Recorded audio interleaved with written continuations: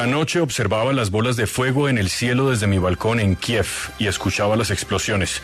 Me fui a dormir sin revisar las noticias. La guerra tiene lugar cuando ya no puedes seguir todas las noticias y llorar por todos los vecinos que murieron en lugar de ti, a un par de millas a la redonda. Aún así, no quiero olvidar de aprenderme los nombres. Esto escribía el 24 de junio la escritora periodista ucraniana Victoria Amelina, que ha sido asesinada por Rusia en el restaurante con el misil en el que también estaba Sergio Jaramillo, la periodista colombiana Catalina Gómez y el escritor Héctor Abad, que nos contó la semana pasada el momento en el que el misil cae y la forma como Victoria Amelina quedó por las esquirlas absolutamente afectada, tanto que ha resultado en su muerte el fin de semana. Héctor Abad Faciolince, buenos días. Bueno, no son realmente buenos. Gracias por atender a Caracol Radio. Buenos días, Jorge. Bueno, aquí vamos, sí, es muy duro todo esto. ¿Qué sintió Héctor cuando leí esas últimas palabras que dejó en su blog y en las cosas que escribía Victoria Amelina en la noche del 24 de junio, recordando las bolas de fuego en el cielo desde su balcón en Kiev? Bueno, esto ha sido como muy triste y muy duro. Ayer también mi editora en Ucrania me mandó un poema muy corto de Victoria Amelina, que se llama Alerta y que dice alerta aérea por todo el país, como si cada vez nos estuvieran ejecutando a todos, pero apuntan solo a uno, al que está al margen. Hoy no fuiste tú, fin de la alerta. Bueno, pues el martes pasado sí fue ese tú, sí fue ella, sí fue Victoria Amelina. Cayó ese misil que ya averigüé, es un Iskander. Es un misil ruso, cada uno cuesta $3 millones y tiene una precisión impresionante de máximo un margen de error de 5 metros. Y ese misil cayó a pocos metros de donde nosotros estábamos. Una esquirla le dio en la cabeza a Victoria Amelina, que estaba frente a mí. Y bueno, ella duró varios días, pero nunca recuperó la conciencia. Teníamos alguna esperanza de que la pudieran, no sé, operar, llevarla a una clínica especializada donde pudieran hacer algo por su cerebro, pero al parecer nunca pudieron estabilizarla del todo y bueno, entonces se murió antenoche. Ahora, Héctor, ¿cómo era el vínculo de ella con América Latina? Porque Ucrania pues es muy lejos en todos los sentidos a nosotros. ¿Cómo terminan ustedes acercándose y ella cómo termina como tan compenetrada con América Latina? Bueno, en realidad yo creo que estamos tan lejos que muchos países empiezan a existir solamente por el dolor y por la guerra.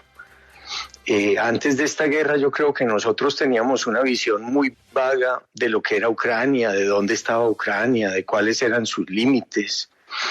A lo mejor la podíamos confundir con Chechenia o con Uzbekistán o con quién sabe cuál ex república soviética.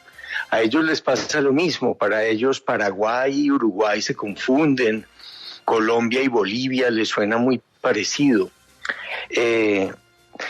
Precisamente yo creo que este movimiento que hemos adelantado con la dirección de Sergio Jaramillo de Aguanta Ucrania, pues ha servido para acercarnos. Ella estuvo en el Hey Festival de Cartagena, ella desde ahí conoció a Sergio, estuvo con Alexandra, la premio Nobel de Paz de Ucrania. Yo no estuve en este festival Hey, yo vine a conocerla a ella apenas ahora en la Feria del Libro de Kiev, en el acto donde estuvimos presentando esta iniciativa de Aguanta Ucrania. Pero en realidad ella ni siquiera iba a ir con nosotros al Donetsk, al este del país. Yo tampoco iba a ir, nosotros no íbamos a ir. Fue algo que se inventaron un poco sobre la marcha Sergio y Catalina, que me convencieron a mí, muy a regañadientes, de que fuéramos a ver los efectos de la invasión y de la guerra un poco más de cerca. Y en una comida que tuvimos el domingo, en una cena que tuvimos el domingo con Victoria Melina, ella se entusiasmó tanto con esta solidaridad de los latinoamericanos que dijo, bueno, yo también voy a despedirme del Donetsk, yo también, porque tengo una beca al final del verano para escribir durante un año en Francia, y ella se iba a dedicar a escribir lo que venía documentando de crímenes de guerra en Rusia. Entonces, pues todo este viaje está lleno como de azares, de momentos en que uno decide cosas y no sabe bien lo que le va a deparar el destino, el azar. Y no el azar, sino la precisión de los misiles de Putin. Héctor, usted ha escrito muchísimo la violencia de Colombia, esa violencia que le arrebató a su padre, que afectó tan profundamente su familia. ¿Es esta violencia parecida? ¿Es igual? ¿Es diferente? ¿Son la misma cosa? Teniendo en cuenta que hoy podríamos estar contando una historia supremamente trágica para nosotros, porque usted también pudo haber caído ahí. Mi pregunta es, ¿esa violencia es exactamente la misma o en qué se diferencian? Yo diría que hay un elemento muy distinto. Nosotros en América Latina, los países, desde hace un siglo o más de un siglo, tenemos muy clara la noción del derecho internacional de la integridad territorial. Desde la guerra con el Perú, que fue más una escaramuza que una guerra, nosotros no hemos tenido ninguna guerra internacional. Ha habido, sí, ahí por el Golfo de Venezuela, no sé qué episodios de fragatas, pero no hemos tenido nunca una guerra internacional. Eso, eso habla muy bien de América Latina. En el último siglo en Europa hubo guerras brutales entre los países, y las guerras entre los países son mucho más dolorosas, mucho más mortíferas, cuando se enfrentan dos ejércitos sumamente bien preparados, cuando hay aviación, misiles, bombardeos, morteros, cientos de miles de soldados que se enfrentan. Digamos que en ese sentido nosotros somos pues unos principiantes, porque es que este nivel de guerra, cuando uno se aleja de Kiev hacia el oriente, ve más y más los efectos de la invasión rusa y ve esa cantidad de edificios derruidos. Es como tener una bomba del DAS de Pablo Escobar o un El Nogal, pero en cada manzana un edificio caído.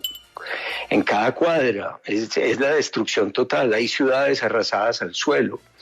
Es decir, nosotros nunca hemos tenido misiles de $3 millones arrojados contra ningún blanco.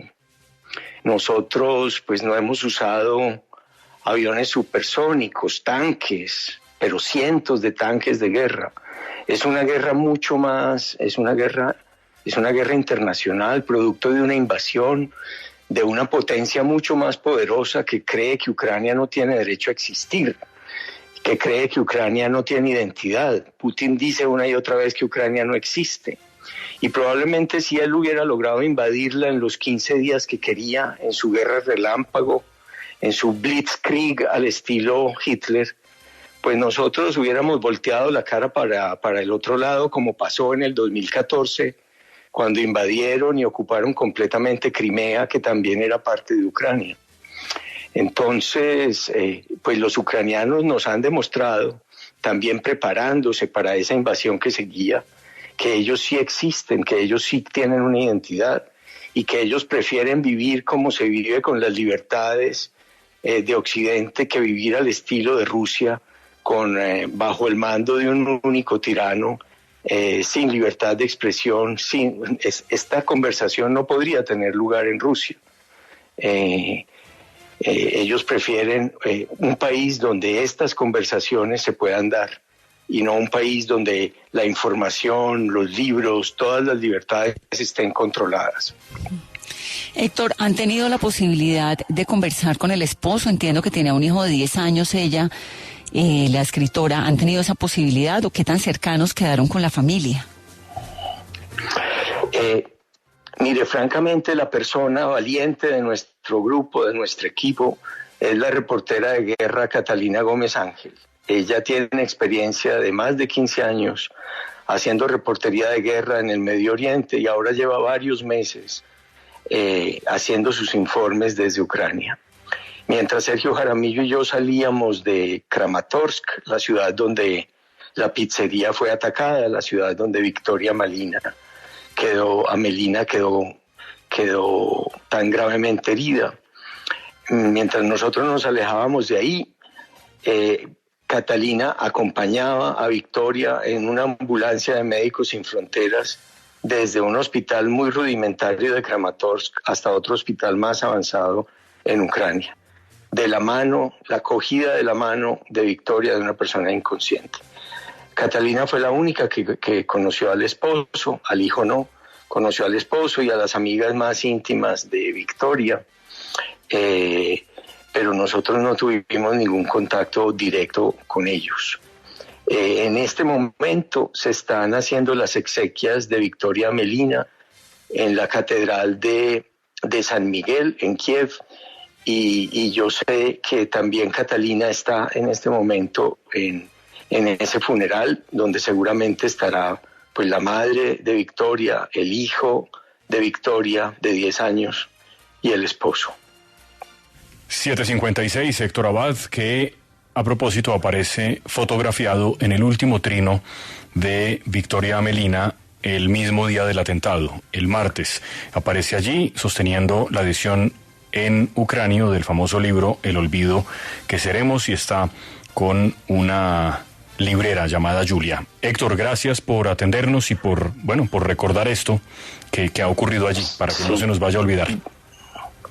Gracias. Ese último tuit, déjeme decirle, ese último tuit de Victoria, donde ella dice que al yo entregarle a esa librera de una aldea cerquita de la población de Izium, es como recibir un abrazo de América Latina en Ucrania.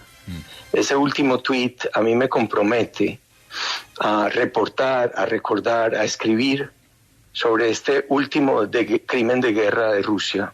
Ella se había dedicado a reportar crímenes de guerra de Rusia. Pues yo voy a contar este último crimen que Victoria Amelina no pudo ya contar. Muchas gracias. Que así sea.